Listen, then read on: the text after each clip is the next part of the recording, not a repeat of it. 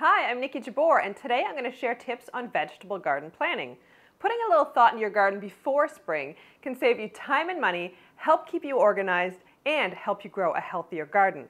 I've got plenty of advice and ideas for new gardeners, as well as those who've been growing food for years. For new gardeners or those looking to expand their current plantings, it's important to pick the right site.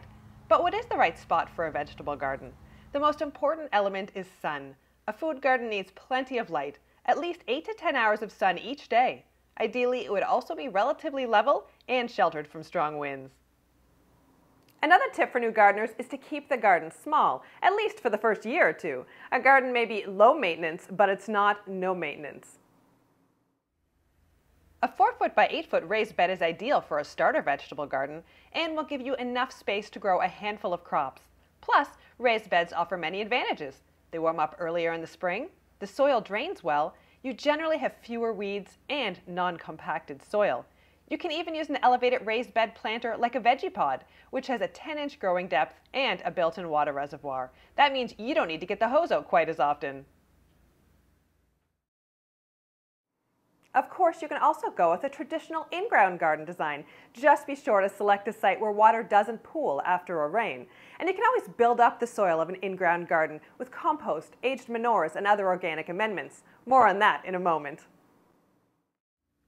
Or, if you wish to start smaller, try planting container-friendly vegetables and herbs in pots or window boxes on a sunny deck or patio. There are many options for containers: plastic, fabric, fiberglass, wood, or terracotta.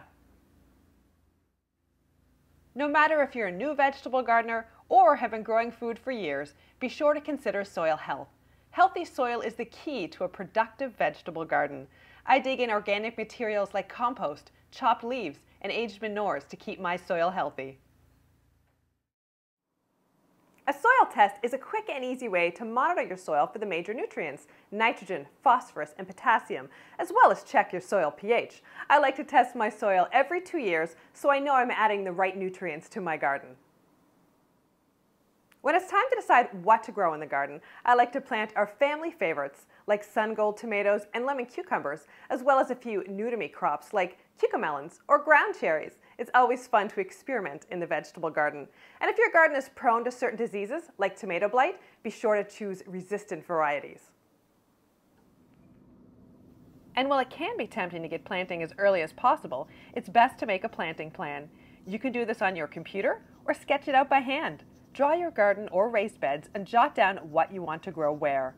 Keep crop rotation in mind, as vegetables should be planted in a different location each year to reduce the chance of disease and nutrient depletion. I also find it helpful to make a note of when each crop should be planted. Cool season vegetables like carrots, cabbage, and onions can be planted in mid-spring, but heat-loving crops like tomatoes, squash, and cucumbers can't go into the garden until after the last frost date.